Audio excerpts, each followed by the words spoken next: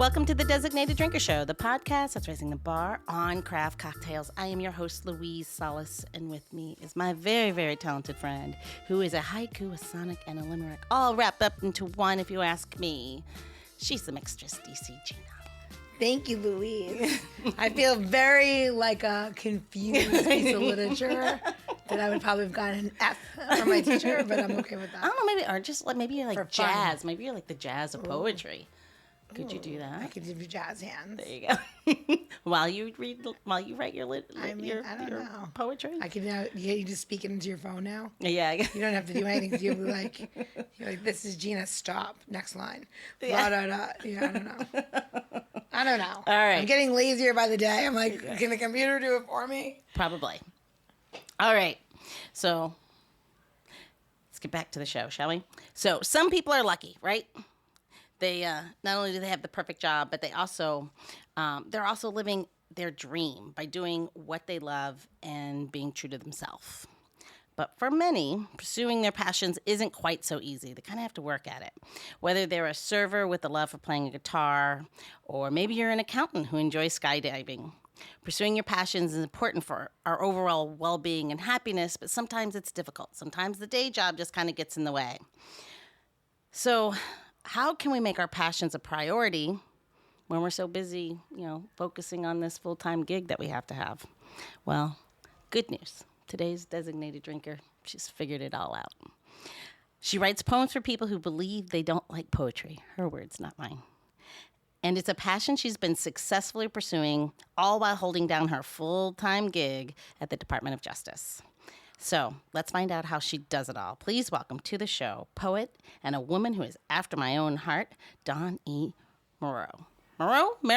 Help me out. Morrow. Why am I having a problem? Maybe Like I'll get it tomorrow, better. I would say but maybe Morrow. That's why I said maybe I'll get it right tomorrow. You need to be a northerner. Dawn, thanks for coming. Sorry. Hello, welcome. Welcome to the show, Dawn. Thanks for having me. So I want to get to your poetry book, absolutely, and it's the Habit of Hope, just so everyone knows. But first, will you take us back? Tell us what was it that eventually led you into poetry? Because a little bit of a journey, right? It was totally a journey. So if you had asked me back in high school and even in college, I would have told you I hated poetry. So I was introduced to it the same way most of you are.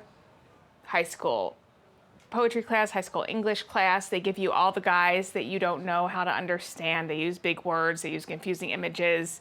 Nothing was familiar. Fast forward a few years and I was actually playing with refrigerator magnets on my I love those. Yeah, me too, on my apartment fridge. And I started to string words together in a way that I wouldn't have strung them together before. And before I knew it, I had a little 12-line poem, which I then posted on an internet message board. Like, this was way back in the day. Everything's text, no pictures, no phones. And somebody saw it. I'd posted it anonymously, asked who wrote it, and said they wanted to publish it. So That's I was crazy. like, yeah. So I was like, Up until then, I'd been a writer, mostly essay and story. And then I learned that I can write poems in one sitting, which is much more in line with my attention span. So I started dabbling around that.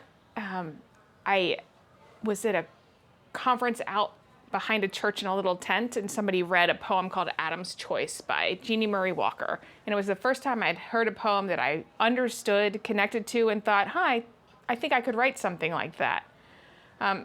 And that was really the beginning of my love affair with poetry. So I got to know Jeannie over several years. We actually traveled to Alaska together to do a writer's workshop in poetry. And at the end of that, she said, hey, you should go to grad school and I'll write your recommendation letter. Wow. Yeah. It's quite the compliment. That is crazy. So that's what I did.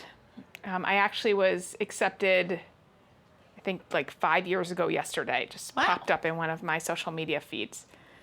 So I did 2 years there where I started writing a lot of these poems, finished with a 60-poem thesis, and then took about half of them and incorporated them into my book. So how old were you then? So that would have been 2019, in my 40s for sure. Wow. See?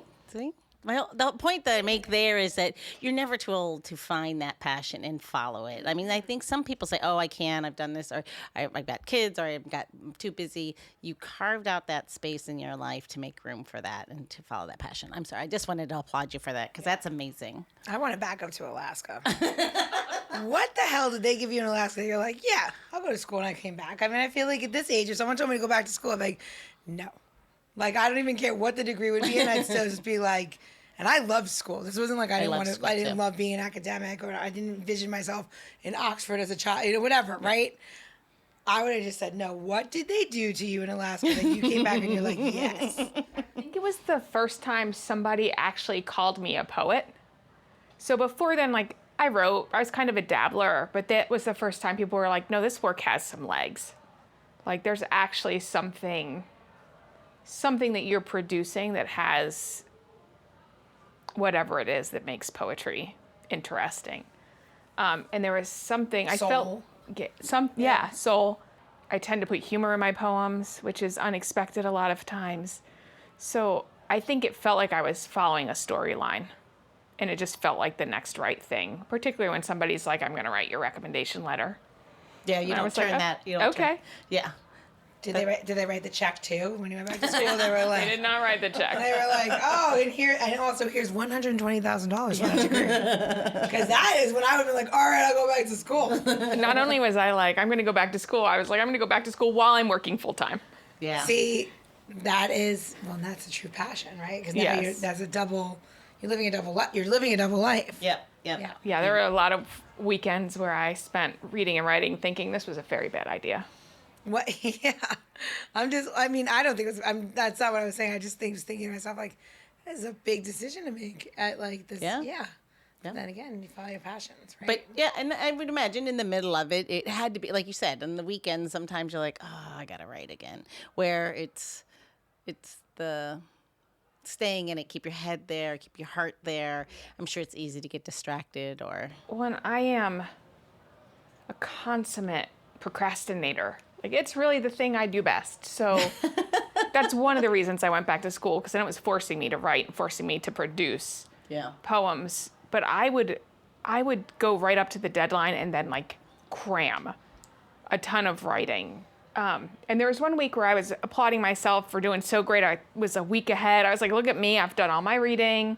I've written a couple poems. I just have to turn out a couple critical papers and, like, 3 more poems. And then I realized my deadline was 3 days away, not 10. Oh. So my friends kept me plied with caffeine and food all weekend, and I turned out all my work in 3 days instead of a week. Wow. So, yeah, after that, I was just like, forget it. I'm just going to wait till the end. Dawn would also like some sponsorship from Diet Coke. Yeah. That's funny. So that would definitely be it. Sorry. Did you find? I did. Right. So all right. So listeners know Gina. Dawn brought us one of her books, and we're gonna Gina's have you read a poem, right? I feel like that would be like one of your favorites. Did you? But I wanted to say I opened up a page 33, and I read the Garden State. I'm like, oh, and then it says Mazda Plaza, place. And I just started dying laughing because I'm like, oh my God, she's from Jersey. She's really from Jersey. It's a real Jersey gal. Yeah, because that is not something that like literally you know about unless like you are from the fruit of the state or like your family's from there or you spend time. That's not like showing up. Local jargon. Yeah. And then also she talks about the tomatoes, which is really like such a Jersey thing too. But I read whatever you'd like. I would love for you to read something though. Yes, please. Sure. You want me to read now? Yeah, let's do it. Let's read the first poem. Oh, right off the bat. Right off the bat. So just a little bit of context. This book is a lot about kind of finding place when you're displaced. So I lost my family young through a series of disease processes primarily and started to write kind of out of that loss. So this poem's called Sounds Like Lace. When Lucy wrote of the ebb tide, sounds like lace, I returned to early mornings, shore front, bare feet on wet sand. My uncles on the pier casting lines or pulling up crab traps full of clicking claws we'd throw in a pot of boiling water till they came to the color of the sun on the bay side of the island. This year seems like the tide has gone out so far it's uncovered all the lost things swept to sea. Seaweed tangled in rusted gears, a mangled mess of crushed up shell, remains of seagull snacks, and here and there the bright blue glint of sea glass, edges worn smooth, frosted by years of tides, the water swaying like a woman who dances to the memory of a song she used to know. That's beautiful. What a memory.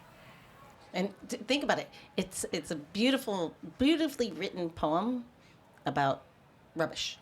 Yeah. Yes, Which actually, never thought about that. It's absolutely beautiful. I mean, it's so beautiful. And then you're reading, I'm like, oh, it's about rubbish. Yeah. And just, folks, the name of the book is The Habit of Hope. Yeah, just wanted to go back, and I can't get it on my notes fast I wanted to enough. say the habitat of hope, and then I'm like, wait, we're not living in a house, right? No. So, okay. I would hope we're living in the This house. podcast, you can't drink anymore on this podcast. We have to go to sober podcasting. This is bullshit. So I almost like cried when she started reading this. I'm like, come on.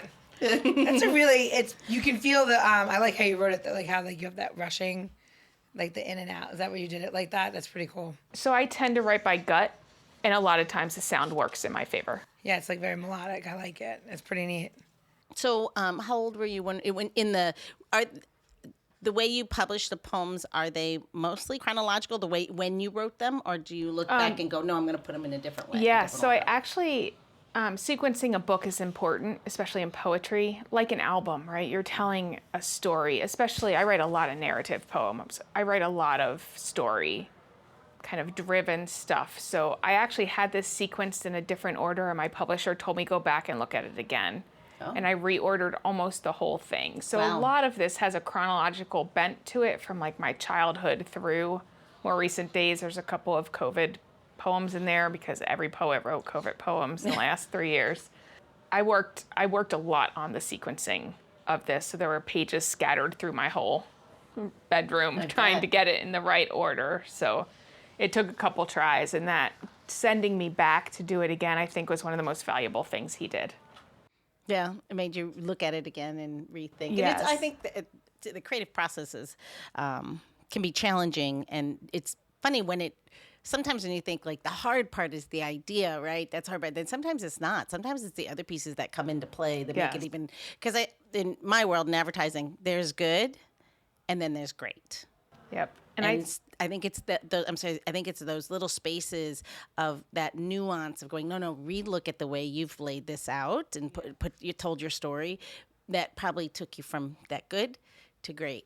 And he definitely encouraged me to go back and look at it like someone who's never seen these poems before, which is a great twist on kind of what I'm... Especially when it's right here from your soul. And it had been years of right there because some of these poems are 3 years old or 4 years old. So that particular poem, was it early in your writing? No, that poem was late, and I had just read a poem by Lucy Shaw, who's a 94, 96-year-old poet from the Northwest. If I got her age wrong and she just heard that, she's not going to be happy with me. So she's definitely in her 90s.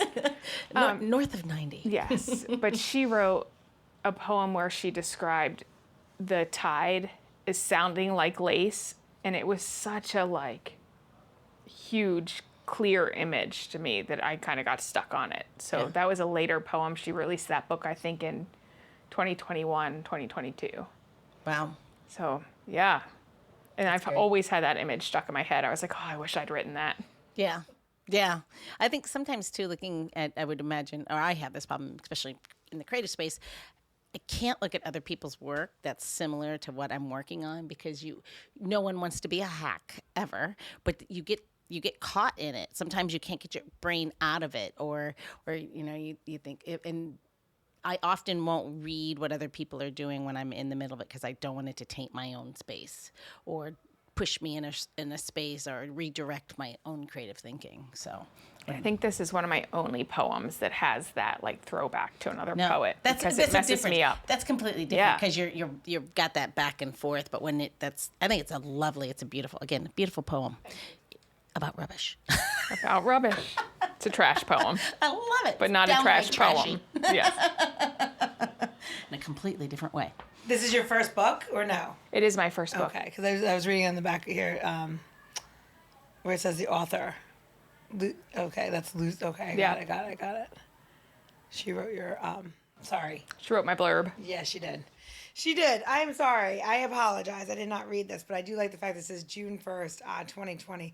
This is my kind of poetry, like off like just your feeling, your straight kind of feelings instead of like, kind of like contrived and Well, like she said, she writes poetry for those who don't like poems or poetry. yeah, Writes I poems don't for people think who I like did. poetry. Well, I don't know. I like some poetry sometimes. Depends I on- like the stuff I can understand. Yeah. Not the things I have to have somebody teach me. Like, that's no fun. Yeah. Yeah, when you have to pull it apart. I mean, like you're talking about college classes when they're like, Oh, that's yeah. not what that Most- meant. Yeah. Like this one has Netflix and this one's really cute. This one's on page 54. It's called Socially Distanced. And the last line of it is, and Netflix is asking if I'm still watching. My fucking life right there. Yeah. like literally I'm like working or doing something else and Netflix is like, are you still there? I'm like, yeah, I'm still here doing something else. So I'm trying to pretend like I have like a social life. And this is like definitely how I feel sometimes. Yeah, and this is definitely a COVID poem where I like spent all my time sitting on the couch watching Netflix so long it would ask Yeah. like, "Are you still there?" And I was like, "Oh, even Netflix is judging me. This seems bad." This is like, Now, would you mind sharing that one then? Sure. Socially distanced. The sparseness of my days, picking out the perfect peach at the farmer's market, wandering the grocery store to grab weekly staples, buying a bottle of Coke for the man who sits outside the pharmacy and opens the door. Now, a knock at my door and quick steps away. Grocery delivery, our only interaction, short messages about how ripe the bananas should be. I have curled into my couch under the weight of 3 blankets. Nothing separates hour from hour but the motion of the sun and Netflix asking if I'm still watching. That's awesome. That's awesome. We all felt that way. you feel that. Yeah. Do you really feel that moment? And also, you ordered from what's that app? Instacart. Yeah. Oh, yeah. When they're asking you a million questions about stuff. I still use. By the way, I love Instacart, and I still use it every day because I have kids. I just use it to order Diet Coke. Yeah. Hello. Is anybody listening from Diet? I mean, seriously, we need to like just call them and be like, we'll just talk about Diet Coke most episodes. That's totally fine. No, that's pretty. This is pretty like spot on. So she goes from like June into social distancing and social distant, and then goes exhaustion. That's sexting. What? Excuse me. Dad in hot car death was sexting with other women. What are you talking about? And is that real? It is real. So I was on the internet like way early in the internet years. And we had this message board full of people that I've now known for 20 years. And in 1919, wrong century, wrong millennium even, 2017, 2018, somewhere like that, one of the guys we kind of knew peripherally on that board was arrested for leaving his kid in the back seat in Georgia. And it became a like national thing. And then all of this stuff came out that he'd been sexting underage women. Oh, no.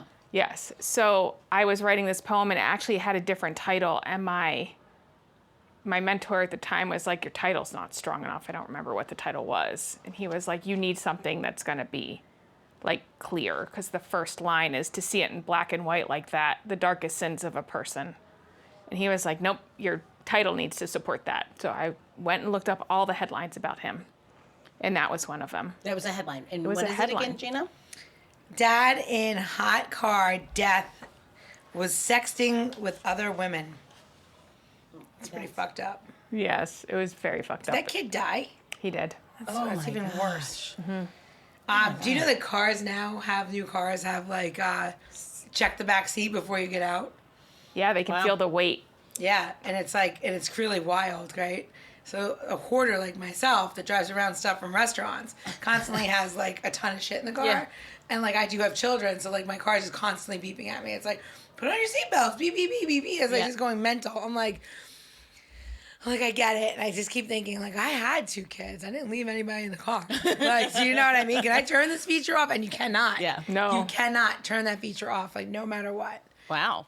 Yeah, you know, you can like, You're like, no, it's liquor bottles. Leave me alone. yeah, and you can't, you know, your seatbelt's on. Yeah. If you have your seatbelt's on in the back seat and you turn off your car, it goes mental also because they think you left somebody strapped in there. Yeah. So it's like, okay, You can't win.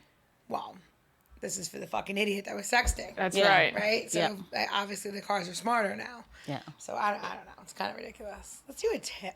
Yeah, let's do a tip. What do you think? Yeah, let's do a tip. Probably, yeah, check your back seat before you get out of the car. Yeah. But I bet you have a better one. I do have a... Let's do it. I'm never drinking moonshine again. Just so we're clear. Just Everclear, you said? I No. said, yeah, just ever clear. I'm just not going to drink moonshine. Just 200 proof. All right. So, let's talk about the sugar. Sugar in drinks, right?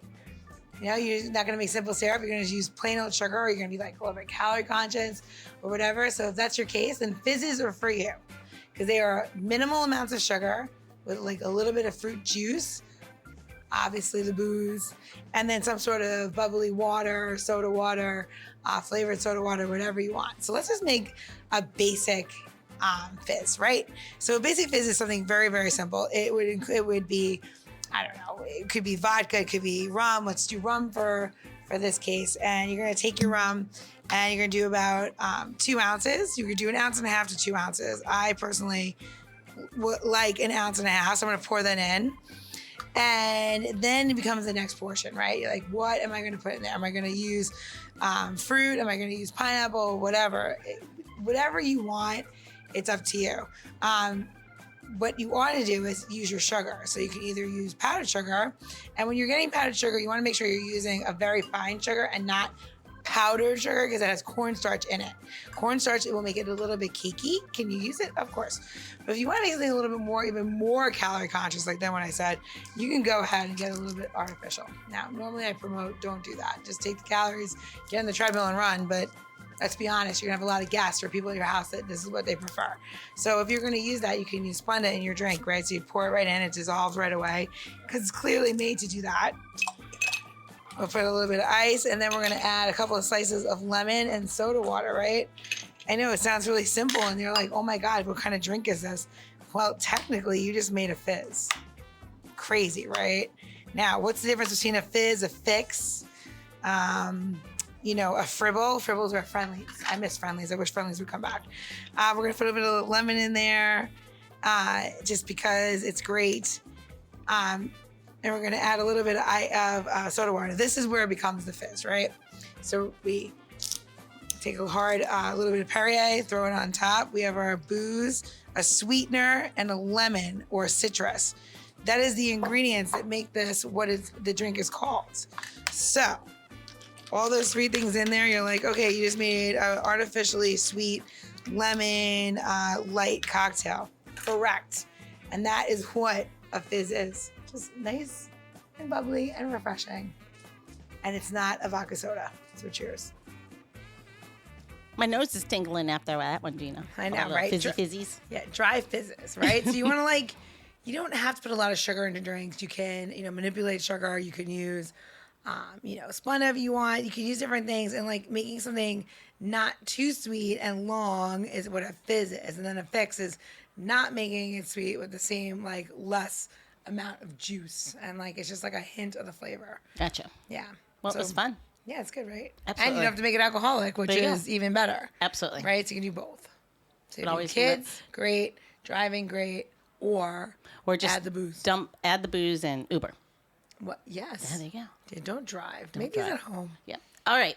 So where are they going to go to get this tip and trick? You're going to go to designateddrinker.show for our tips, tricks. If you want to see it in action, you can go to Instagram at designateddrinker. And if you didn't catch any of that, don't worry. You just scroll down into the episode notes. It'll be right there. I'll have the links for our Instagram account. It'll send you right to our website, so you can get to the library of libations, which are billions of cocktails that Gina has crafted, which are all amazing. And we will also make sure that there is a link there for Dawn's book, The Habit of Hope. All right. So that's going to bring us to the end of part 1 with poet Dawn E. Morrow. But if you're anything like me or anything like Gina, One round is just never enough. So go ahead, go top off that cocktail of yours and get ready for part 2 of this episode as we continue our boozy banter. And Gina's sure to share a cocktail recipe that is sure to inspire your inner poet. The Designated Drinker Show is produced by Missing Link, a Latino-owned, strategy-driven, creatively fueled production co-op. From ideation to creation, we craft human connections through intelligent, engaging, and informative content. Also in the Missing Link lineup of podcasts is Rodger That, a podcast dedicated to guiding you through the haze of dementia, led by skilled caregivers. Now, if you're looking for a whole new way to enjoy the theater, check out Between Acts, an immersive audio theater podcast experience. Each episode takes you on a spellbinding journey through the works of newfound playwrights, from dramas to comedies and everything in between. Find Missing Link's League of Podcasts on Apple Podcasts, Spotify, or wherever you listen to your podcasts. And while you're there, please don't forget to follow, download, and review the shows. Your reviews help our shows reach new audiences. To find out more about Missing Link, visit missinglink.company. That's missinglink.company.